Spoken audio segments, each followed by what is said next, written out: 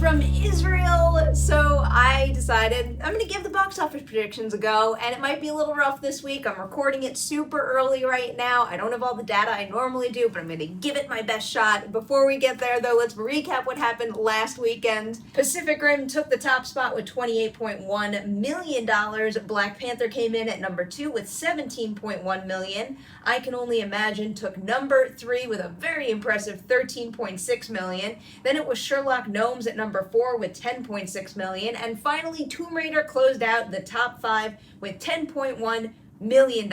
Moving on to this weekend's predictions now. At number 5, I have Tyler Perry's Acrimony.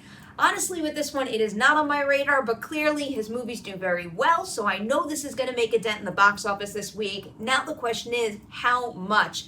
I'm looking at some of his recent March releases, and on the higher end of that spectrum, we have a movie like Tyler Perry's Temptation, Confessions of a Marriage Counselor. When that one opened up, took a little more than $21.5 million. Have a feeling that that's not going to happen for this one, though, so instead I'm turning my attention to Single Moms Club. That one came out in March of 2014. When that one opened, it took $8 million, so you know what? I think I'm going to put Acrimony right there with $8 million, and given the fact that Sherlock Gnomes didn't open all that big, and also Tomb Raider saw a really steep drop last weekend, I have a feeling that's going to be enough to secure number 5 this time around.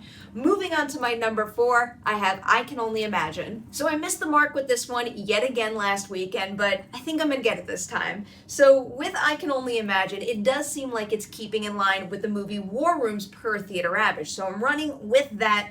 In weekend 3, War Rooms per theater average came down to about $4,700. So let's say the same thing happens with I Can Only Imagine, and I apply it to that movie's theater count. That would give I Can Only Imagine another $10.5 million this weekend, and I think that's going to come super, super close to what I have at number 3, and it's Black Panther. Sticking with Jurassic World on this one, because their week-to-week percent changes have been pretty similar. So what happened with Jurassic World in weekend 7 is that its percent change went up 1%. If I apply that same thing to Black Panther, it's dropping 37%, and that means it's making another $10.8 million. Moving on to my number 2 now, that is where I have Pacific Rim Uprising. So given the fact that we have Ready Player One, we have Tyler Perry's Acrimony, and also there's God's Not Dead, A Light in Darkness as well, given the fact that those are the 3 big new wide releases, I really don't think we're going to have any chance of Pacific Rim coming in any other position other than number 2. But still, then you got to ask, how much money is this movie really going to make? Because its opening weekend at the domestic box office wasn't all that big. Looking at the first Pacific Rim, yeah, Pacific Rim Uprising has a lot less to lose, but it is worth considering the fact that Pac Rim dropped 57%, making the move from weekend 1 to 2. That could be an option for this one, but then I'm going to go back to last weekend's comparison, which was Warcraft. That one had a little less to lose than Uprising, but still lost 70% of its opening weekend profits. But with that one, it was going up against Finding Dory and Central Intelligence that same weekend, though, so maybe that's why that number came up so much. But one way or the other, I do think that Pacific Rim is going to come in with a percent change a lot closer to what the first Pac Rim did. So if I apply something like that to its opening weekend numbers, that'll leave it with about $12 million. Now, for the obvious, my number 1 for this weekend is Ready Player One. When I first started predicting Ready Player One numbers, I had it at $45 million, but that was for 3 days, a 3-day weekend.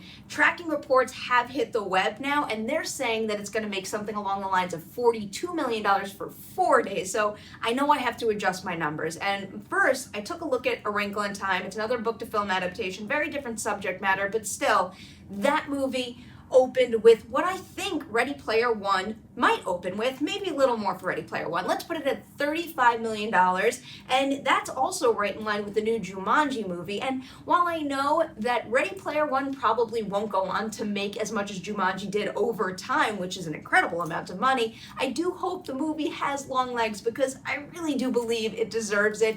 Let's recap now. I've got Ready Player One coming in at the top spot with $35 million, Pacific Rim Uprising Uprising taking number 2 with 12 million, Black Panther at 3 with 10.8 million, I Can Only Imagine coming in right behind with 10.5 million, and then Tyler Perry's Acrimony taking the 5 spot with $8 million.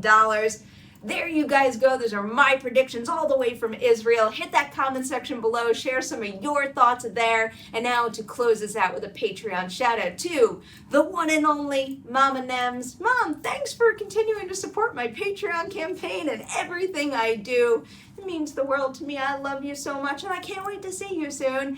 Thank you to everyone watching this video right now. Please like and share. I'll see you soon.